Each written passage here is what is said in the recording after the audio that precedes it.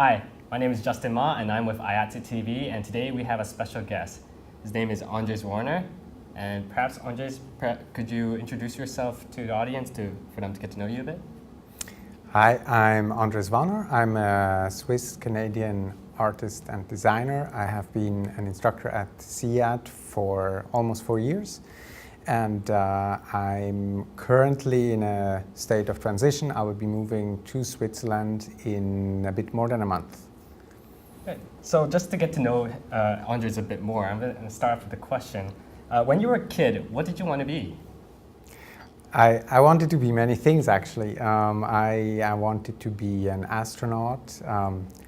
At some point I wanted to be a policeman. I wanted to be a teacher, believe it or not, and a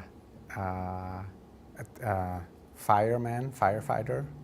Yeah, I wanted to be a comic artist later on when I was a teenager, and I guess becoming a designer was the closest available to the comic artist. Combined? Yeah. So I guess that question leads me to my next question. Essentially, what attracted you to becoming a designer? I guess that was a desire to be creative, to innovate, also to not take the world as I find it for granted, but acknowledge my role in being able to change it and shape it. I had, before I studied visual communications, I did a master's in physics, so I was on a completely different side of the spectrum, and there felt the need to create things and to be more creative myself. Wow, so I know this is going to be a pretty broad question, but so in your own perspective, what do you think design is? What is design? Yeah, indeed, that's a broad question, and we deal with it on a daily basis, and yet it's hard to answer. I would say design is a multidisciplinary discipline. It touches on many different fields, and it gets increasingly wider what it is. In the earlier days when I studied design, it was mostly concerned with form and function, how to bring a form and function together in a way that they complement and support each other.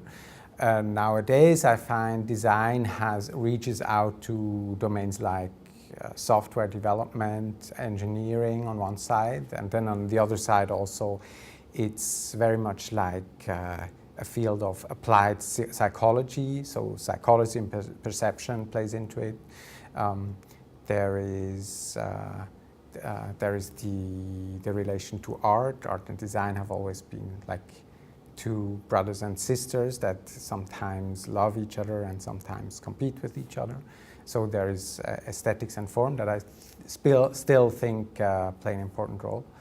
And I think also it should be said that from a critical discourse, design is often portrayed as, or designers are portrayed as willing servants of capitalism. And it's true that design historically has very corporate and commercial history and background. But I don't think this way of framing it does justice to what design is today, where there is a growing role in domains as education or social issues, sustainability, government, and their design is also an academic discipline today that does a lot of critical thinking and is not just executing the needs of a corporate world. Oh, that's kind of deep. Well, I think just answering, going on beyond that question, everyone has their own approach to design. And my question to you is, what is your own process in design? My design process is, not surprisingly, it's actually close to what I'm teaching, really. So I do a lot of brainstorming in an early stage. So I try to not to get too attached to one idea, but urge myself to move as soon as I sketched out the rough outlines of an idea, move to the next one and try to go as wide as I can, and also to go to keep moving in an initial part. And that's actually the part that I find most interesting and inspiring myself. And from there I select, I refine, I iterate on a narrower part of my idea spectrum. I go broad again, I select again. And there are also stages that are a bit more hard work when it really gets to production and executing one specific idea, and also maybe getting rid of obstacles or getting rid of ideas that I've grown to like but that are just not feasible. And then also things happen that when it's actually very late in the game and you find you always have to, oh no, we should do this, we should absolutely, that's the coolest thing to do at this point, and really it's too late. So at this stage, what you do, you change your whole process, and I think one should be open to that kind of flexibility, and yet keeping a final outcome in mind. So there's always this balance between reaching a goal and being productive, and also being open to new directions it takes. I also think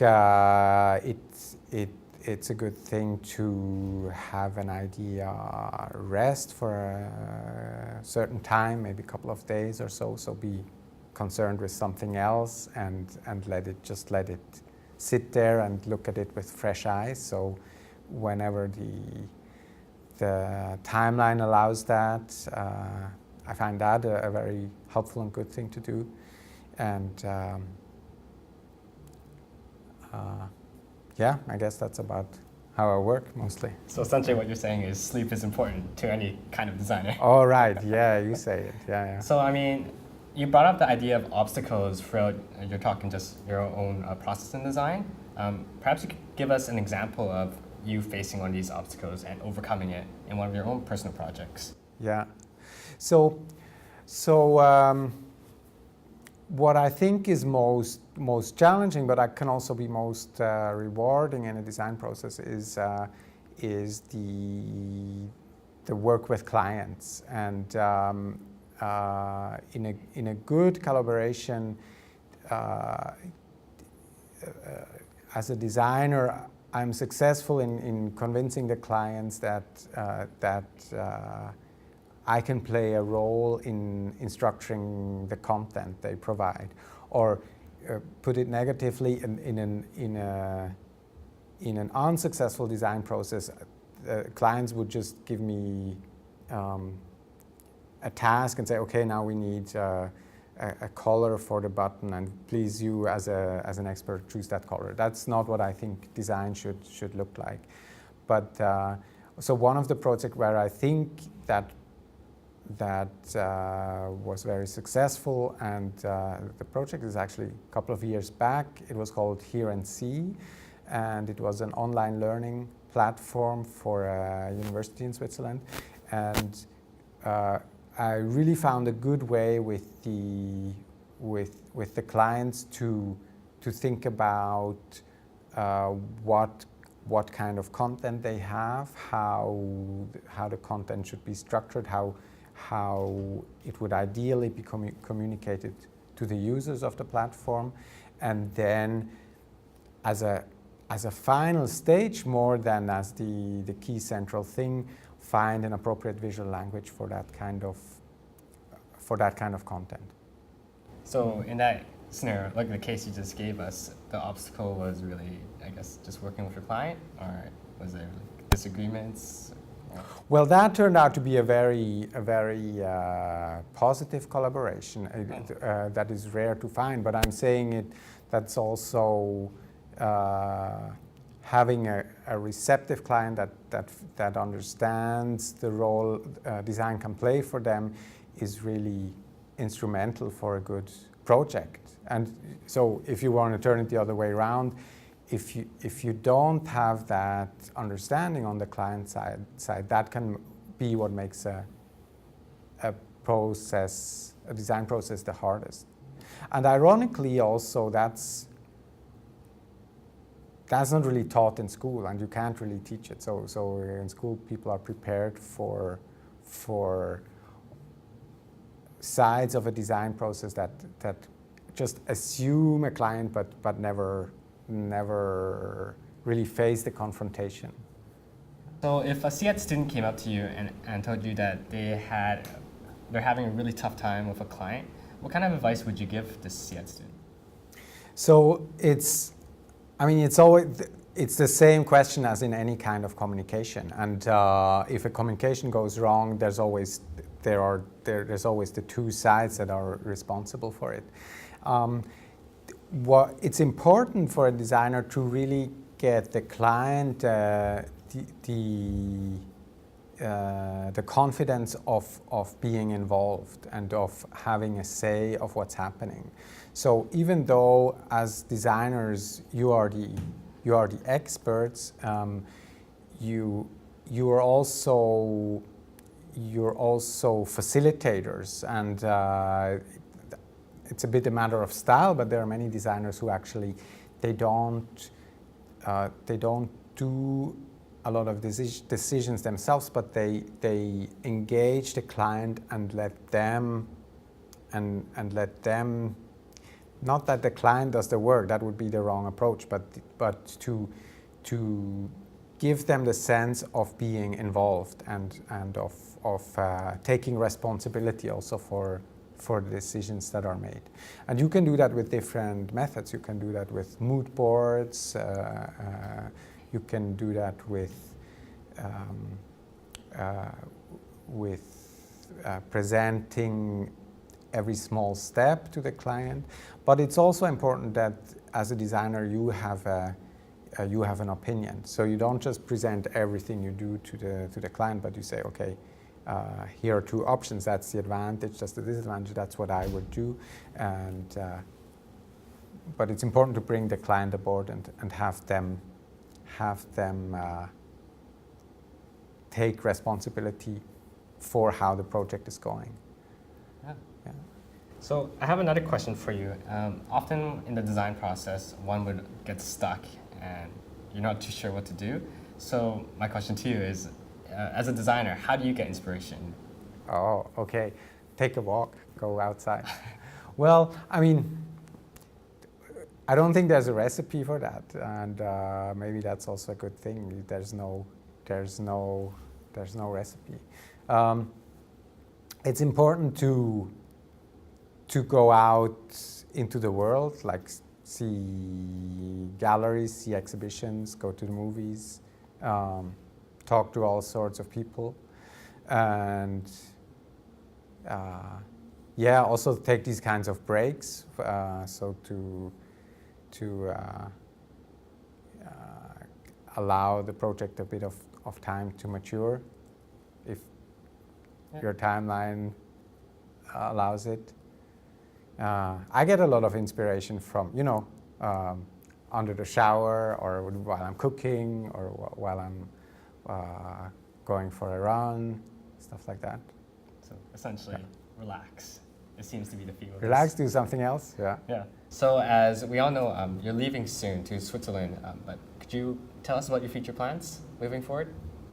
It's a secret. And I don't know the answer either. So there's a couple of options, and I'm certainly going to be involved in anything around art and design and digital media.